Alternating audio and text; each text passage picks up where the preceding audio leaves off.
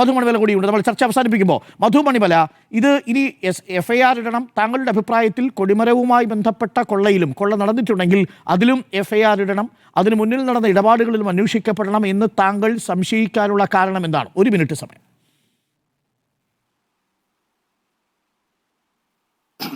ഇവിടെ ആടിനെ പട്ടിയാക്കുകയാണ്, പട്ടിയെ പിന്നെ പേപ്പട്ടിയാക്കുകയാണ്. ഇവിടെ ശബരിമല സംബന്ധിച്ചുള്ള ചർച്ചയാണ് ഇവിടെ നടക്കുന്നത്.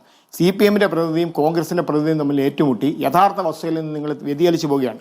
ഇതിലേറ്റവും പ്രധാനം, ശബരിമലയിലെ ഈ കൊടിമരം നിർമ്മിക്കുന്ന സമയത്ത് കേരള ഹൈക്കോടതി വിശ്വസിച്ചേൽപ്പിച്ച ഒരാളാണ് അഡ്വക്കേറ്റ് കുറുപ്പിയാണ്. അദ്ദേഹത്തിൻ്റെ ചുമതലയിലാണ് ആ കൊടിമരം നിർമ്മാണത്തിൻ്റെ എല്ലാ കാര്യങ്ങളും നടന്നത്.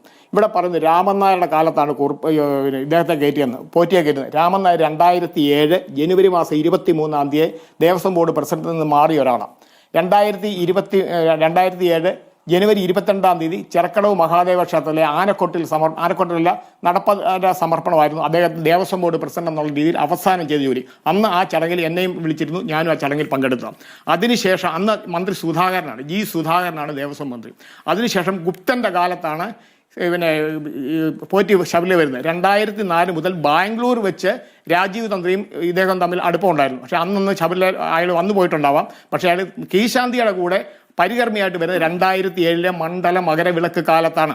ഈ സമയത്തെല്ലാം ശബരിമലയിൽ സന്നിഹിതനായിരുന്ന ഒരു വ്യക്തിയാണ് ഞാൻ. കണ്ട നീ മാറുന്നില്ല, കേട്ട ഞാൻ പറയാം എന്നുള്ള രീതിയിലാണ് ഇവർ ചില ആൾക്കാർ ഇവിടെ പറയുന്ന പരമപ്രധാനമായ കാര്യം രാഷ്ട്രീയം തന്നെയാണ്. എനിക്ക് രാഷ്ട്രീയമല്ല, ഞാനൊരു അയ്യപ്പ ഭക്തനാണ്. ഞാൻ അയ്യപ്പനൊപ്പമാണ് നിൽക്കുന്നത്. ഞാനിപ്പോൾ പേരെടുത്ത് പറഞ്ഞു, ശബരിമല സ്പെഷ്യൽ കമ്മീഷണറായിരുന്ന അഡ്വക്കേറ്റ് ഇപ്പോഴത്തെ ജില്ലാ ജഡ്ജിയെ കുറിച്ച് അന്വേഷിക്കണം, അദ്ദേഹത്തെ അന്വേഷണ പരിധിയിൽ ഉൾപ്പെടുത്തണം. ASP കുറുപ്പിനെ അന്വേഷണ പരിധിയിൽ ഉൾപ്പെടുത്തണം. അന്വേഷണ പരിധിയിൽ ഉൾപ്പെടുത്തണമെന്ന് പറയുന്നത് ASP കുറുപ്പിനെ വിശ്വസിച്ച് കേരള ഹൈക്കോടതി ഒരു ചുമതല ഏൽപ്പിച്ചു. അദ്ദേഹം സത്യം പറഞ്ഞാൽ ദേവസ്വം ബോർഡിനെ വഞ്ചിച്ചു, ശബരിമല അയ്യപ്പസ്വാമിയെ വഞ്ചിച്ചു, കേരള ഹൈക്കോടതിയെ വഞ്ചിച്ചു. അദ്ദേഹം സത്യം പറഞ്ഞാൽ ഈ കൊടിമരം നിർമ്മിച്ച അനന്തനാചാര്യയുടെ PRO എന്ന കണക്കിനാണ് അവിടെ പ്രവർത്തിച്ചത്. പച്ചയ്ക്ക് പറയുകയാണ്, എന്ത് നിയമ നടപടി ഞാൻ ഏറ്റെടുക്കാൻ തയ്യാറാണ്. അദ്ദേഹത്തിന് നിരവധി കൊടിമരങ്ങൾ പിടിച്ചു കൊടുക്കാൻ കമ്മീഷൻ ഏജന്റ് എന്നുള്ള രീതിയിലാണ് അദ്ദേഹം പലയിടത്തും പ്രവർത്തിച്ചത്. പല ആൾക്കാരും എന്നോട് പറഞ്ഞു, എനിക്ക് അദ്ദേഹത്തോട് നല്ല അടുപ്പമുള്ളതുകൊണ്ട് ഞാൻ അദ്ദേഹത്തിന് പറഞ്ഞില്ല. ഇവിടെ കോടതിയുടെ അഭിഭാഷക കമ്മീഷണറായ കുറിപ്പിനെ ഞാൻ ഇപ്പോൾ കോട്ടയം ജില്ലാ ജഡ്ജിയായിരിക്കുന്ന മനോജ് സാറ് ശബരിമല സ്പെഷ്യൽ കമ്മീഷണറായിരുന്നു.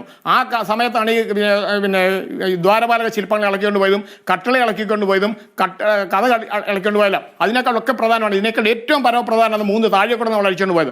ഇതുവരെ ചർച്ചയിലേക്ക് ഒന്ന് പരാമർശിച്ച് പോയതല്ലാതെ ഇതുവരെ അതിലേക്ക് അന്വേഷണം വന്നിട്ടില്ല. 3 താഴെക്കുടങ്ങൾ ശബരിമല ശ്രീകോവിലിലെ മേലുണ്ടായിരുന്ന 3 താഴെക്കുടങ്ങളാണ്. ശബരിമല ക്ഷേത്രത്തെ പോലെ അയ്യപ്പസ്വാമിയെ പോലെ തന്നെ പ്രധാനമാണത്. അവിടെ 2008 സ്വർണം പൊതിഞ്ഞ ശേഷം കുംഭാഭിഷേകം നടന്നത് കണ്ടൊരു മഹേശ്വരി തന്ത്രിയും കണ്ടൊരു മോഹന തന്ത്രിയും കൂടെയാണ്. അന്ന് സഹായിയായിരുന്നു ഈശ്വരൻ നമ്പൂരിയാണ്, ഗൾഫ് എന്ന് പറഞ്ഞാൽ മരിച്ചുപോയി. അവർ 3 പേരാണ് അതിൻ്റെ മുകളിൽ ഉണ്ടായിരുന്നത്. ഈ കുംഭാഭിഷേകം നടത്തിയത് 2017 മെയ് മാസത്തിലാണ് ഇത് അഴിച്ചുകൊണ്ട് പോയത്. ജൂൺ മാസത്തിൽ ഞാൻ ഈ കാര്യം പുണ്യദർശന മാസികയിൽ പ്രസിദ്ധീകരിച്ചിട്ടുണ്ട്. അപ്പോൾ തന്ത്രി രാജീവൻ എന്നോട് പറഞ്ഞത്, കൊടിമര പ്രതിഷ്ഠയോടൊപ്പം ഇതെല്ലാം ഒരേ കളറിൽ ഇരിക്കാൻ വേണ്ടിയിട്ട് അഴിച്ച് പമ്പയിലേക്ക് കൊണ്ടുപോയെന്നാണ്. ഏറ്റവും പ്രധാനമായിട്ട് അറിയാം, TK രാജഗോപാൽ സാർ, അദ്ദേഹം മാതൃഭൂമിയുടെ പത്തനംതിട്ട ബ്യൂറോ ചീഫായിരുന്നു, കോട്ടയത്തെ ന്യൂസ് എഡിറ്ററായിരുന്നു. അദ്ദേഹത്തിന് ഈ കാര്യങ്ങളൊക്കെ അറിയാം. അദ്ദേഹത്തെ പറയാൻ നിങ്ങൾ സമ്മതിക്കത്തില്ല. അദ്ദേഹത്തിന് ഈ കാര്യങ്ങളെല്ലാം അറിയാം. അദ്ദേഹം ശബരിമല ഞങ്ങൾ ഒന്നിച്ചുണ്ട്. വിജയമല്ലയ്യ സ്വർണം പൊതിഞ്ഞെടുക്കുമ്പം രാജഗോപാൽ സാറ് മാത്രമേ ആ സ്വർണ്ണപ്പണികൾ നടക്കുന്ന വാതിലിന് വരെ ചെന്നുള്ളൂ. ആരെയും അങ്ങോട്ട് കടത്തത്തില്ല. 3 തരത്തിലുള്ള സെക്യൂരിറ്റി, വിജയമല്ലയുടെ സെക്യൂരിറ്റി ഉണ്ട്, പോലീസിന് സെക്യൂരിറ്റി ഉണ്ട്, ദേവസ്വത്തിന് സെക്യൂരിറ്റി ഉണ്ട്. അവിടെ കയറി ഏകയാൾ രാജഗോപാൽ സാറാണ്. അപ്പോൾ അദ്ദേഹത്തെ പോലുള്ള ഒരാളെ ചർച്ചയ്ക്ക് വിളിച്ചിട്ട് അദ്ദേഹത്തിന് പോലും പറയാൻ അവസരം കൊടുക്കാതെ രാഷ്ട്രീയ ചർച്ചയാണ്. എന്തിനാണ് ഈ പ്രഹസനം നടത്തുന്നത്?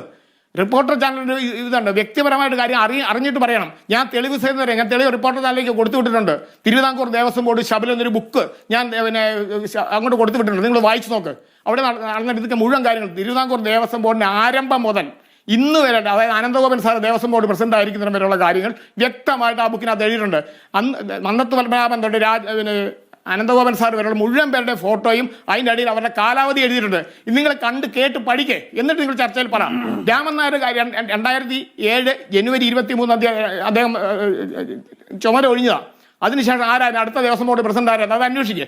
നിങ്ങൾ ചുമ്മാ രാഷ്ട്രീയ പ്രഹസനം. രാമൻ നായർ ആയിരുന്നു, അല്ലെങ്കിൽ പ്രയാർ ഗോപാലകൃഷ്ണൻ സത്യസന്ധനായ ഒരു, ഞാൻ രാഷ്ട്രീയമല്ല പറയുന്നത്, അദ്ദേഹം സത്യസന്ധനായ ഒരു അയ്യപ്പ ഭക്തനായിരുന്നു. അദ്ദേഹം എന്താ അറിയത്തില്ല. കൊച്ചിനെ നോക്കാൻ വന്നാൽ കൊച്ചിനെ നോക്കിയാൽ അവർ തള്ളയെടുക്കേണ്ട കാര്യമുണ്ടോ? ASP കുറുപ്പിനെ ചോരപ്പെടുത്തത് നിരീക്ഷകനായിട്ടാണ്. അദ്ദേഹമാണ് ഇത് പിന്നെ പ്രയാറിനെ കൊടുത്തത്.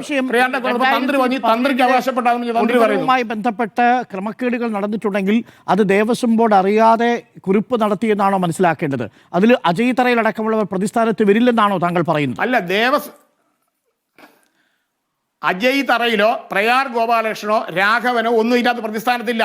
ഇത് കോടതിയുടെ അനുമതി കൂടാതെ നിരീക്ഷകനായിട്ട് പങ്കെടുത്ത ASP കുറുപ്പാണ് ഇത് പ്രയാറിന്റെ കൊടുത്തിട്ട് തന്ത്രിക്ക് കൊടുക്കാൻ പറഞ്ഞത്. തന്ത്രി അവകാശപ്പെട്ടു വന്നു. തന്ത്രിയും ASP കുറുപ്പും തമ്മിലുള്ള ബന്ധം എന്താ? തന്ത്രിയും അനന്തനാചാര്യം തമ്മിലുള്ള ബന്ധം എന്താ?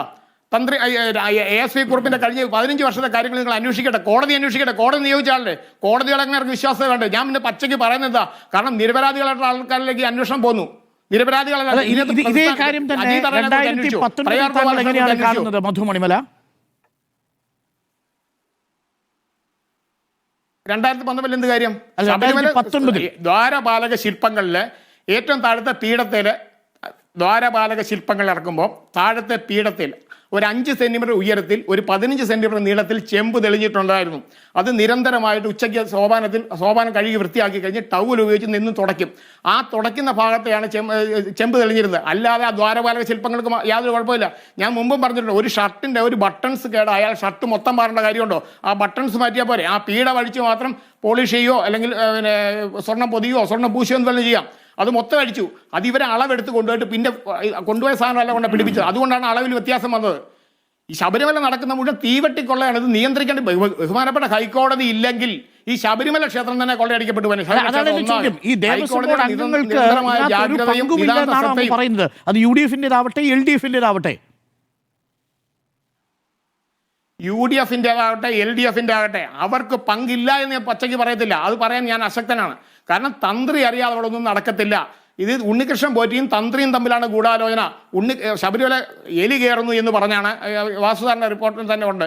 എലി കയറുന്നു എന്ന് തന്ത്രി പറഞ്ഞു എന്ന്. രാഷ്ട്രീയ ആരോപണ പ്രത്യാരോപണങ്ങൾ യഥാർത്ഥത്തിലുള്ള വസ്തുതയെ മറച്ചുവെക്കുന്നതാണ്.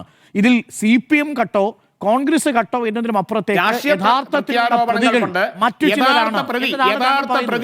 യഥാർത്ഥ പ്രതി രക്ഷപ്പെടുകയാണ്. യഥാർത്ഥ പ്രതിയുടെ രക്ഷപ്പെടുകയാണ്. SITയുടെ അന്വേഷണത്തിൽ 101% ഞാൻ തൃപ്തനാണ്. എനിക്ക് വിശ്വാസമുണ്ട്. ബഹുമാനപ്പെട്ട ഹൈക്കോടതിയിൽ എനിക്ക് വിശ്വാസമുണ്ട്. ഹൈക്കോടതി ഇത്രയും നല്ലൊരു ദേവസ്വം ബെഞ്ച്, ആ ബെഞ്ചിന്റെ ആർജവം, അതുപോലെ SITയുടെ അന്വേഷണ ത്വര, അവരെ ഈ 2 ടീമും ഇത് അന്വേഷിച്ച് കണ്ടെത്തും. ഒരാളും രക്ഷപ്പെടത്തില്ലെന്ന് ഉറപ്പാണ്. ഇത് സാക്ഷാൽ അയ്യപ്പസ്വാമിയാണ് ഈ അന്വേഷണം നിയന്ത്രിക്കുന്നത്. ഈ അന്വേഷണത്തിന്റെ തലവൻ ആരാ? SITയുടെ തലവൻ ആരാ? വെങ്കടേഷ് സാർ അല്ല, സാക്ഷാൽ അയ്യപ്പസ്വാമിയാണ്. അയ്യപ്പസ്വാമി